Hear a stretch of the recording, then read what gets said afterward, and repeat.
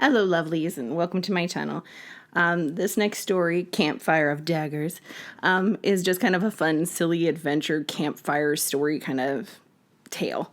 I got the idea while I'm writing the Heart of Daggers 2 sequel, Electric Boogaloo, and it just didn't really fit. So then I kind of played with it and made it into its own little short story.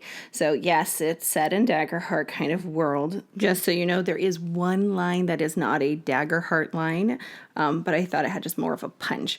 But for the purist, I have added a link that has a more Daggerheart friendly approach. For my fellow critters out there, you might notice some thinly veiled characters who may or may not be the people on Critical Role. In case any of those people listening are people I hinted at, which I doubt, but weird shit happens on the internet every day. I hope you like the public persona mashed together with a lot of the characters you played. If you don't like it, however, this is a perfect time for me to remind you, any resemblance to actual persons, living or dead, or actual events is purely coincidental. It's definitely not you. It's just not you. All right, you beautiful stories in motion. I've put a coffee link down in the description below as well, and it's my proverbial busker hat. So if you like what you hear and you want to throw me a couple bucks, go for it. If not, that's okay too. So just sit back, relax, and I hope you take delight in the tale of the Campfire Dagger. A young ribbit, not a full frog, but no longer a tadpole, wearing all black, waits just outside the illumination of the street lamps. With the repetition of doing this every dark moon, the ribbit knows exactly how close he can get to the light without being seen. A small figure begins to emerge from the shadows. Did you bring the marshmallows? The small frog asks the figure. He cleans his glasses as the shadow, stepping a little closer, reveals Vexla, a hot pink goblin. Tall for her age, with long flowing black hair, curled just at the ends, creating bouncing waves. Her large ears hold several hoops and studs that sparkle in the light. Black clothing wraps around her small frame, except for the fuzzy floral embroidered dice rock bag that hangs off her hip. Her makeup is done with an expert hand for such a young age, causing many people to mistake her for older, yet her coming of age celebration won't be happening for another year. Of course I did, Shiny. You got the chocolate? Vexla asks, nodding his head in the affirmative. They begin to trek through the streets of town, jumping back into the shadows when any car's headlights threatens to expose them. Unbeknownst to the young duo, they are being watched. A being who knows their path well waits, motionless, biding their time. When they finally step within arm's reach, the follower, in all black, leaps at his victims. Vexla and Shiny barely break their stride as they both roll their eyes and walk past the small monster-masked Simia. Naughton, stop trying to scare us. Vexla says over her shoulder. Naughty, did you remember the graham crackers? Shiny chimes in without looking back at the monster monkey. The Simia is the size of a halfling, with big eyes, small round ears, and dark brown fur over most of his body. He has patches of lighter brown around his face, hands, and the tip of his prehensile tail. He's called Naughty by his friends, but when he's in trouble, everyone uses his full name, Naughton. I wasn't trying to scare you. I was just trying to show you my cool mask for the All Spirits Festival, Naughty says as he removes the mask. That happened yesterday. Shiny replies as Naughty pushes his way in between the duo. Oh, I know. This is for next year. They go on sale the day after. I'm not just a pretty face. I also got the smarts, Naughty says, pointing to his head. Vexla's cool disposition breaks for a second as a grin crosses her face at Naughty's shenanigans, and Shiny breaks into a smile seconds later. Shaking off the smirk, Vexla calmly says, Come on, you two. We're running late. Rounding the last corner, they can see the lake with a lone boat close to the shoreline, rocking back and forth on phantom wakes. Knowing every step of the path, they make their way to the park where a line of swings sits motionless, except for one swing that sways with no breeze. Our town's a little spooky at night, Naughton says, jumping at the sound of the house across the street's shutter crashing open and immediately crashing shut, with no one present in the dim house. Are you afraid of the dark? Vexla asks, with a spooky teasing tone. No, says Naughton, too hastily for it to be true. Before either of his two friends can push the subject further, he continues.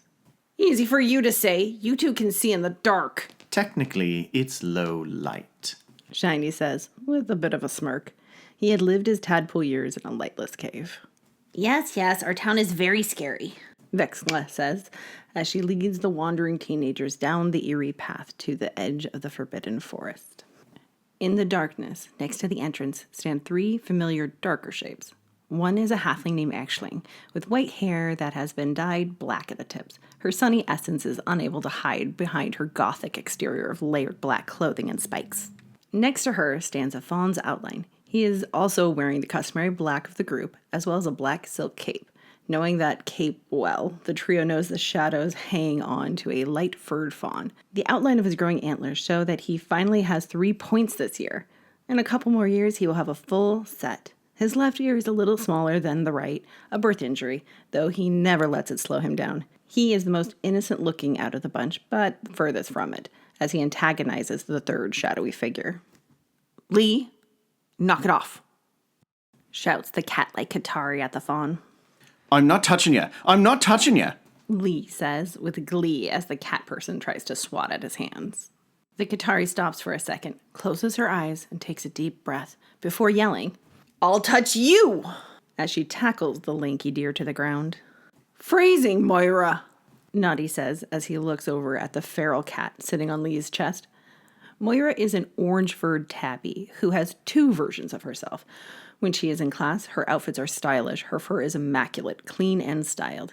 Yet, the Moira Naughton is staring at is the wild weekend version. Her fur is matted with mud in several places. Her ear has a notch taken out of it. One knee is already bleeding. Her shirt is a black V-neck with the sleeves ripped off, but they match her ripped black jeans. Patches of matted fur poke through each tear. She has obviously been down in the dang cursed bayou all day, probably hunting crayfish. A low growl clears her throat as she gazes down at her quarry. I win, she says, bouncing a bit and squishing Lee one more time before standing up and rejoining the group. Actually, you made it! Vexla yells, running over to the halfling for a perfectly proportionate hug. While mid-hug, Aisling explains. Yeah, the school spring musical is over. I'm all yours till fall. I think we're doing a Midsummer Night's Dream next. Lee, provoked by his love of the orc bard, recites. If these shadows have offended, say but this, and all is mended. He uses his cape for dramatic effect. A loud shush stops Lee in his iambic pentameter tracks. Where's Trovy? Vexla asks the group with a slight concern woven into her question. Right here, Answers a deep voice from behind the newest arrivals. It belongs to a large, fit furbog with short black fur, wearing black jeans and a black t-shirt that shows off every muscle underneath. Above his head grow long Texan horns, making him the tallest of the group by far. He habitually polishes his horns every day to make them shine. He hopes that by taking great care of them, he too can one day have 4-foot horns when he is fully grown. Vexla knows that when he is an adult, he is going to be what is known in their community as a classic Cologne hero type. I've got you something. He says, leaning close to Vexla. For me? Ooh! What is it? What is it? Wait, don't tell me. Put it in my hand. Vexla says, extending her hand out, wiggling with excitement. Her glee-filled body makes keeping her eyes closed an impossible task, so she uses her other hand to cover them. Shiny, with his unique eyes, can see that the only other dark-sighted member of the party, Vexla, is still peeking. Trovy attempts to control his own wiggles as he carefully reaches into his pocket. He pulls out the precious treasure, hiding it with his hands, knowing that Vexla is probably peeking. Just another quirk of hers that he adores as much as her. Placing his large hand in her tiny palm, he leaves a small blue stone. A squeal escapes her before she removes her hand blindfold. It's so pretty! She exclaims as she examines the new treasure in her hand. Her father's fairy heritage shows as 2 large golden semi-translucent beetle wings unfold. Now hovering 2 inches off the ground, she reaches over to open her large fuzzy floral bag. Babe, a shiny rock? Smooth ones like this make the best clickety-clack sounds. I'm going to put it in a special pocket for my favorite rocks. The circular bag's small walls create pizza slice-shaped pockets. One pocket in particular has been delicately embroidered with lollipops. Before she can put it in its place of honor, Trovy holds out his hands to stop her. This is He holds a matching one in his hand, closing his fingers around the smooth blue pebble. Vexla's stone immediately turns red. I can just hold this rock and it lets you know that I'm thinking of you. It also vibrates with the beat of my heart. If you hold yours, mine'll do the same. A soft buzzing sound comes from Vexla's hand. A sweet smile, quickly followed by a lascivious grin, crosses her face. Okay, me and Trophy will meet you at the circle. She says as she flutters over and grabs Trovy's shirt, attempting to pull him into the tree line. Trovy giggles happily as he is dragged into the woods. Behind them, they hear Shiny say, It's Trovy and I. They ignore the correction. Their minds are in other places. Watch out for bandersnatches. Naughty yells after them. Slowing his stride, Trovy looks at Shiny. There's no bandersnatches in there, right? The rest of the teens catch up with them, forming one large group again. Bandersnatches tend to like more tropical locations, so I doubt there would be one in here. However, a Jabberwock might be in these woods. It's perfect for them. It's a temperate forest with plenty of birds to eat. Shiny says, trying to comfort the now nervous bull. Oh, and wayward teens. That's their favorite. Lee chimes in. Well, in old tales, yes, but scientists are starting to think that's a lie told to children at the turn of the century to keep them out of forbidden forests. They just need more data. Shiny says with a smile as he hops past Trovy into the forest. We get it. You're a couple now, and you want to make out, but do it after the meeting. Moira says as she makes her way into the forest. I don't think they were going to make out. Aisling whispers to Moira, whose ears perk up with the new information. She gives an I'm sorry look to Vexla. Let's just stay with them. It's safer as a group. Trovy says, now moving forward with the rest of the teens. We can sneak away later. He says, giving Vexla a wink. The pink goblin turns a shade of red, nodding her approval. She winks back and pinches his backside, causing a surprised moo to escape his lips. Ooh. Lee calls out, making kissy noises. Trovy responds with an angry snort. Shut up, Lee. You're just jealous because you don't have anyone to make out with. Vexla shouts angrily. Aisling pipes in before the duo can get into their usual sibling-esque bickering. Except for maybe his pillow. Everyone stops in their tracks. Aisling, noticing the awkward stillness, quickly says, Aw, man. I was meaning it in a fun way, a teasing way. I'm sorry. Was that too mean? No, that was good. It's just confusing coming from you. Lee says, proud that his teasing skills were rubbing off on her. Naughty, a bit confused, asks, Aren't you dating Molly Baker? Molly is an adorable human girl in the grade below them. No, she's just a stupid, conventionally attractive human girl who happens to be where I am because we have the same classes. Lee responds. Naughty sneezes loudly, causing several birds to leave their roost. Aisling, without missing a beat, loudly hisses, the common halfling response. Stop it. Naughty, turning his attention to Aisling, responds. Sorry. I'm just allergic to bullshit. Shiny and Vexla guide the pack of wayward teens through the lightless forest. The once foreboding path has become commonplace as the teens continue to talk and periodically tease each other. The forest holds on to its secrets.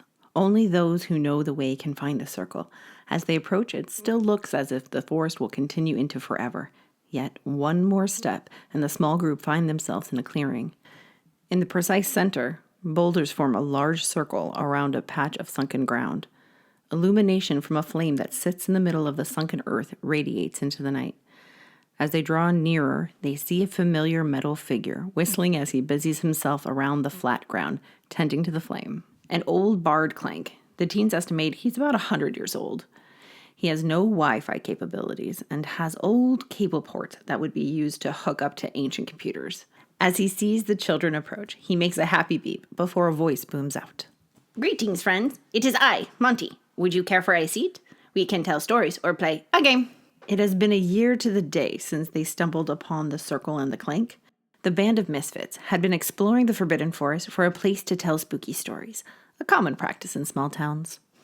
Naughty had overheard 2 large-shelled galapas at a cafe he worked in after school. Their turtle-like faces were leaning in close, speaking in hushed tones about a cursed stone circle in the middle of a local forest. Using all his skills in subterfuge and investigation, he slyly asked, Which forest? Do you mean the frosted forest, the forbidden forest, or did you mean the weirdwood forest? Unfortunately for him, they saw right through his subtle questioning and left in a slow huff. Curiosity filled, the small monkey told his friends what he had learned. All of them quickly agreed to help find the cursed circle. Details be damned when adventure is afoot. They all agreed the circle would be a great gathering place to tell scary stories. Shiny did not care for the cold, so asked if they could start with one of the other two forests. Lee suggested starting with the weirdwood forest, since it was filled with unsettling, twisted, canterbury tail creatures and unstable magic. Once those suggestions were reviewed by the group, the forbidden forest was selected. Myra was the first to notice the stone structure, but it was Lee who found the unmoving barred clank near the empty fire pit. Myra got everyone's attention with a cat call, and as they gathered, a voice rang out. This is perfect, Moira! Vexla had exclaimed, glowing slightly as she spoke, standing right next to the rusted clank. Yeah, but what about that? Trovy asked, pointing to the metal humanoid. Is it dead? It doesn't look injured. Shiny said, looking over the body. I don't see a charging port, so it should have an infinity battery. It's definitely old, just look at those ports. But it should be alive. Shiny said, as he waved his hand in the clank's unresponsive face. His interest in the bot waned as he noticed the fire pit next to it. I bet we could move it into Naughty paused as he looked around. the forest? Lee, Trovy, and Vexla agreed and tried to push the mechanical man, to no avail. How is it so heavy? Lee grumbled as he grabbed the clank around the waist. I think it's kind of cool. Myra chimed in as she rubbed her head under its frozen, outstretched arm. She began purring happily as she got the spot between her shoulder blades. I agree with Moira. Aisling said as she used the other hand to scratch her own back. Her clothes back then were a little bit brighter and her hair was all white, but the tips were dyed bright blue. It can be our new friend. Who knows? Maybe it wants to hear our awesome spooky stories. Don't you want to hear our tales? She said, looking at what she assumed would be its eyes on the blank face screen. Shiny sent a small magical flame from his finger into the pit, just as Aisling noticed a little blinking light on the top portion framing the face, muttering. What does this do? When she pushed it down, the smell of the magical fire behind her caught her attention. The next moment was a blur as simultaneously a whirring noise came out of the robot and the small fire became a raging inferno. Before they could react, the clank shot up, crashing everyone to the ground while swinging its arms wildly. Danger! Danger! Yelled the clank, his monitor face lighting up to see who was attacking him, only to find the teenagers now on the ground, bruised and bleeding. All superficial wounds, of course. Hello. Are you friends, or should I continue to defend myself? The clank asked. No, we're friends! Friends! Naughty said, putting his hands up. Aisling stood up, talking at the same time. Friends. She repeated in a soothing voice. Friends. Registered. I am Monty. You have restarted my fire. Thank you, friends. Welcome to the Eternal Flame Circle. The clank said, gesturing to the circle. Now that a place had been found for their nightly storytelling, they unanimously agreed that they would meet on the darkest night, the new moon nights. Naughty proclaimed that they should be known as Naughton and the Chipettes, but everyone else vetoed it. Eventually they would call themselves the Dark Moon Society. Tonight it is Monty's turn to tell a scary story. Before Monty can begin his tale of horror, however, Naughty stands up. I just have a quick announcement. Sorry, Monty. He says, looking at the confused clank. I am selling some candy bars for my rock band so we can buy equipment to actually get started. It would sound something like this. Then proceeds to air guitar for an entire minute. Thank you. Okay, Monty, go ahead, He says, as he sits down. Dang, that was pretty good. Trovy says, clapping his hands along with everyone else. They all nod in agreement. Before I tell you my tale, let me ask you a question. Do any of you know what a GM is? Monty asks. Yeah, they're god mortals. Mortals who have godlike powers. They're elusive and some say mythical creatures, says Myra. They vary in ability. Like the Keo Deadly is said to be a hive mind GM who wants to be literally everyone else in the world. Vexla says, warbling her voice at the end of the sentence for a ghostly effect. I've heard of the dread GM English Kiwi Robley, who's a math wizard, literally. He's known for a high probability to kill, Says Lee as he jumps into the face of the Simia sitting next to him. but he supposedly lives on a different continent. My personal favorite is the mythical Mercer, but he is rare, hasn't been seen in centuries. People say he'll challenge you to a game. If you win, you can gain great fortune, but if you lose, your voice and appearance become part of his dastardly repertoire. Shiny says, his skull emphasized with newly painted black lips and eyelids. He sticks out his tongue, pretending to die onto Aisling. She too falls down prone. The whole thing had been planned while the others were talking. There was a drawing of a Mercer in a book I read about legends. That long brown hair and blue eyes. I'd play a game with him. Moira says, purring slightly, her tail wrapping around herself. You like him, Naughty says, getting everyone else off topic. If you like him, why don't you marry him? Aisling says, trying to tease Moira. Maybe I will. Moira responds, her tail beginning to twitch. Lee adds to the fray with, Well, if he doesn't have to smell you, then you should be safe. Oh, that's not very nice. Aisling says. With Lee's full attention on her to explain the finesse of teasing, he misses the small fireball crouching behind him. A quick rump wiggle is all Moira needs to fine-tune the pounce. She lands with a crash, followed quickly by Lee's cries of, She's biting me! She's biting me!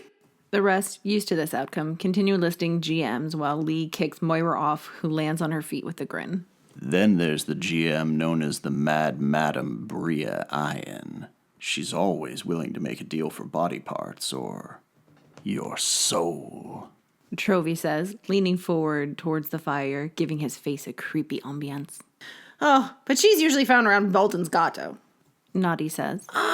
I'm pretty sure that's not correct. Lee interjects. No, it's 100% correct. Monty, please, continue. Naughty says, putting his tail into Lee's face. Very good. Monty says to the gaggle of teens sitting around him eating s'mores. Lee cooking up some hot dogs he had brought so everyone would have real food. Submitted for the approval of the Dark Moon Society. I called this story The Tale of the Fire Tender, He says, instantly losing points from the others for the awful title. Lost, confused, and running out of daylight, there stood a young man. He looked as if he hadn't been on this planet for a full 18 revolutions. Sweat drenched his skin, making his hair stick to his face, blocking his sight. He had been in the forest for hours, wandering, searching for his companion. Gazing into the woods, he was sure he'd been in this exact same spot an hour ago. Frustrated, he screams out his friend's name, hoping maybe this time he would hear his call. Drink more! He was met again with nothing but the common bird chirps and the rustling of trees. He couldn't believe his loyal bear dog took chase after some flying squirrels. Again. Especially after they had won a victory in an epic battle against 4 powerful adversaries. Drained of almost all emotion, brain power, and magic, he went off of instinct. It took over his body as he chased his furry friend, who was chasing a furry foe. I thought I had trained him better, the voice in his head said. Apparently not, answered the other. Taking a deep breath, he gave himself pause while he decided his next move, when a rumble came from his belly. The unfamiliar feeling of forgetting to eat encouraged him to think of the food in his knapsack. However, instead of pulling out a delicious morsel, he pulled out nothing. The seriousness of his situation was becoming apparent as the sun hung lower in the sky. He did not have the time to figure out what had happened to his food. He needed to find more. He was not much of a forager, but he had heard tales from travelers and told tales to even more. I can do this, he thought to himself, puffing his chest out a bit. As he stood there, surrounded by trees, he began to scrutinize the ground, the trees, and the bushes. Yes, he exclaimed as he noticed the small purple berries clinging tightly to the branches of the bushes very close to him. He grabbed a handful for his bag, another for the walk, and he picked a direction at random. Gleeful about his success, he put as many berries in his mouth as he could. As soon as the purple mash hit his stomach, he knew he had made a mistake. The berries he had picked were called nightlooms and could be safely eaten only when cooked down. Nighttime came, but the young man would not be able to rest a wink. By the time morning came, he had relieved himself of all the contents of his stomach and bowels. Never in his entire existence had he experienced such food poisoning. In his delirious state, he began to wander in search of food that would actually stay in his system when he heard a glorious sound, the grunt of Trinkmar right by his side. There you are, buddy. Have you been with me this whole time? He asked the bare-faced Trinkmar with his short brown fur, black nose, big black eyes, and upright triangular ears. Trinkmar just happily opened his mouth to let his tongue hang. I really hope you're not an illusion. The bear dog, content with being the leader of this adventure, began to herd the young boy to the right. Where are we going? I need food. Water. Of course, Trinkmar only answered back in grunts. Fine, I'm going. Turning around, he heard the second best sound, a stream. Do you hear that? He asked the bear dog. Within minutes, the young lad arrived at a fresh running stream and was gorging himself on the water. With a belly full of cool, life-giving liquid, the cognitive fog began to fade a bit, and strength returned to some of his muscles. He first made sure that Trinkmar was real. As he examined his compatriot, the young man was greeted with a lick from Trinkmar's very real, scrubby tongue. You are real, he said, hugging him and letting the bear dog's tongue take off a layer of skin from his face. Okay, buddy. Now we need to find some...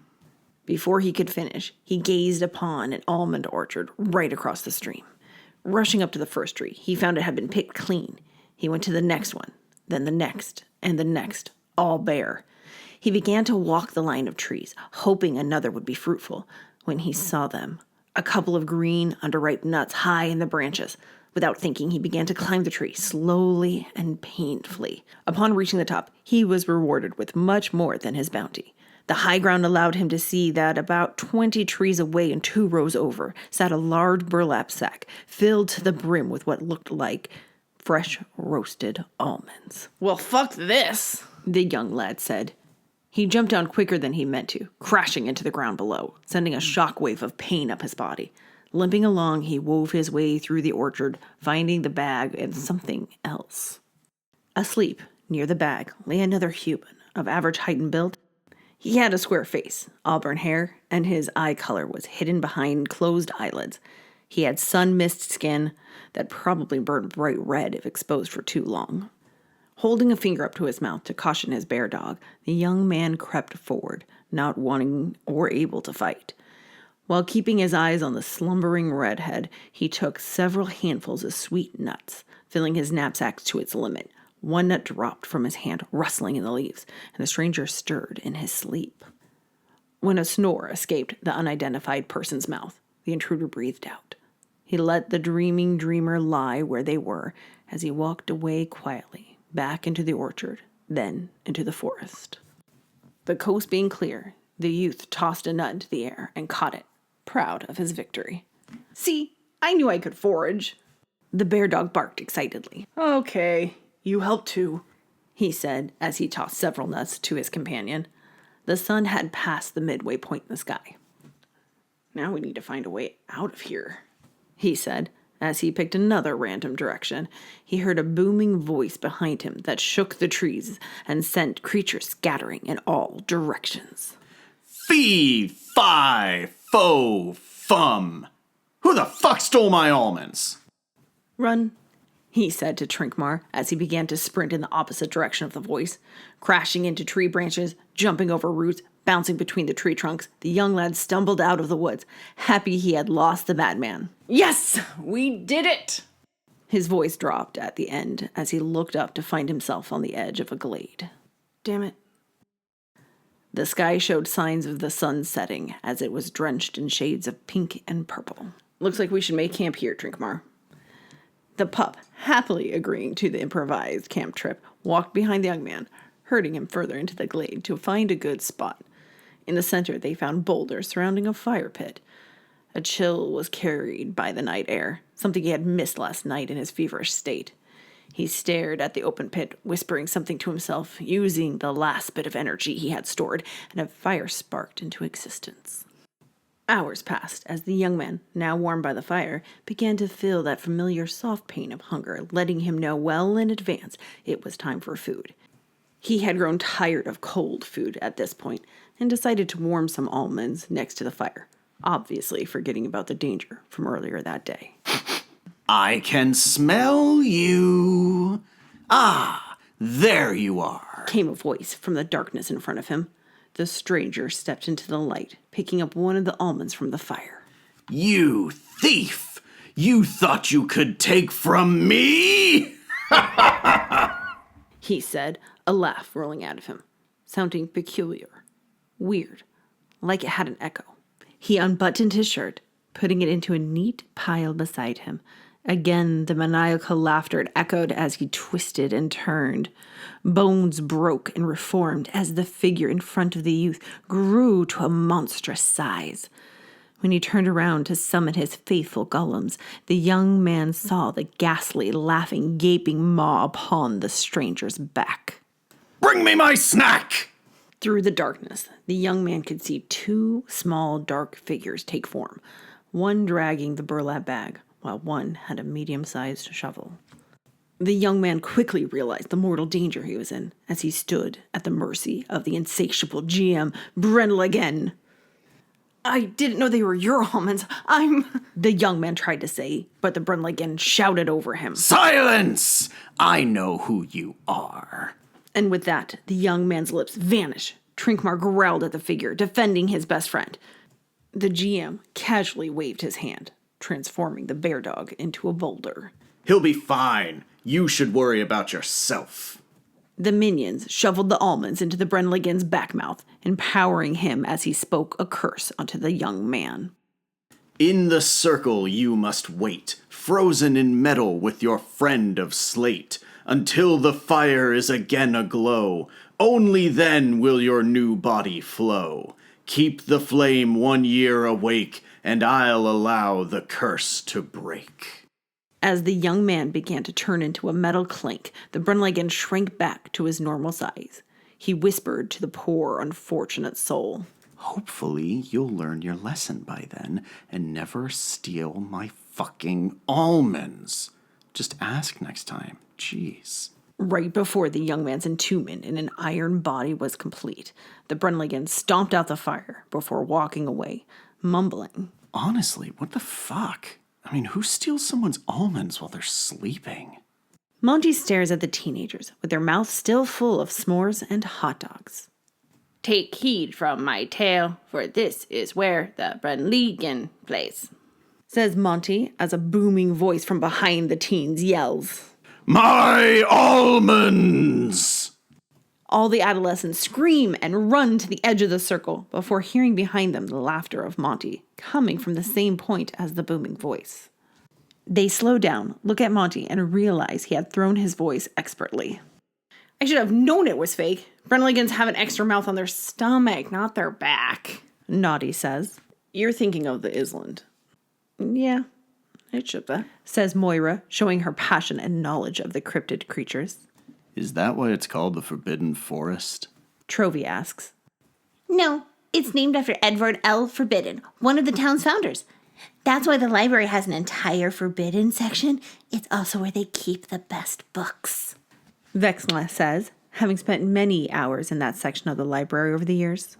The teenagers are lost in conversation when they all hear a cracking sound coming from behind one of the rocks. Monty, was that you? Lee asks. It is not me, Monty responds. A growl comes from behind them. Trovy, gently pushing Vexla behind him, lowers his horns, ready to charge. The head of a bear with 2 triangular ears appears from behind the stone. Flying up in the air to see around Trovy's imposing figure, Vexla squeals. Oh my goodness! It's a bear dog! He's so cute! The little bear, the size of a corgi, walks out from behind a boulder. All the teens awe at the adorable fluffy bear dog. The young adults are so enamored with the little creature that they fail to notice one less boulder. The bear pup happily walks around getting pets and some hot dog treats. Can I pick him up? What's his name? Moira asks. Yes, and it is Trinkmar, Monty says. Picking up the adorable critter like a baby, Moira sits down with him, petting his soft ears. He instantly falls asleep. Trinkmar? You mean from the story? Aisling asks. Monty simply winks as his body of iron begins to crack, crumbling to the floor in small pieces at first, then larger and larger. A skin frame begins to show underneath each piece. The group watches on, unsure of what to do next. Once the last panel falls, before them stands a young man, no more than 17, with brown hair and blue eyes. Moira purrs loudly at the handsome man before her, but before she can speak, Trinkmar races over to him, wiggling his entire fluffy backside. It's so nice to be free from that wretched metal coil. Now, I do have a bit of a confession to make. I have been tending the fire to break the curse. However, I have also been listening and preparing for tonight, hearing your stories, collecting your fears, growing stronger over the past year. I know so much about each and every one of you. My name isn't Monty. Let me introduce myself properly. I am the Mercer, he says, creating a hat in his hands out of thin air. With a showman's flair, he crosses his arm across his chest and gives a deep bow, only to have the newly created hat disappear when he arises. The teenagers are shocked into stillness as he continues. Let's play a game. A story game. My game. As he speaks, Shiny gestures to the others to slowly move towards the edge of the circle. Tisk tisk. Don't be rude. You'll miss the best part. As the words leave the Mercer's mouth, an energy field snaps around the stone structure, cascading light upon them. He waves his hand over the fire pit, and a table appears in its place, with paper, pencil, and dice scattered across it. If you want to leave, you have to play. The teenagers reluctantly take their seat at the table. Staring at each other as if they could read one another's mind, they all take a deep breath. Bring it on, Says Vexla, flying above her chair as she grabs dice from her fuzzy floral bag. Grabbing his dice, Lee says, Cry havoc and let slip the dogs of war. As he stands stoically with one hand in the air in a triumphant pose. I'm ready, Says Trovy as he takes one die in each hand and reloads his biceps. Picking up her dice in each paw, Moira says, Let's rumble. She moves in a fluid motion, licking the top of each closed fist one by one, smoothing back her fur by each ear, then brings both paws up into a boxer's pose. Shiny smoothly picks up his dice as his glasses reflect the light of the energy field.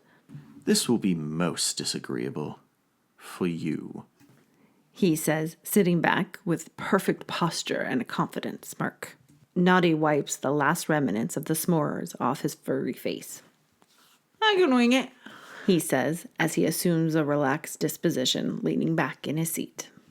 Aisling stands and takes her dice in one hand, raising it up. Oh, hell yeah. She says, as her eyes turn fully white and her fist becomes engulfed in a soft black glow. The menacing Mercer gains a wicked grin as he bellows. Roll for initiative.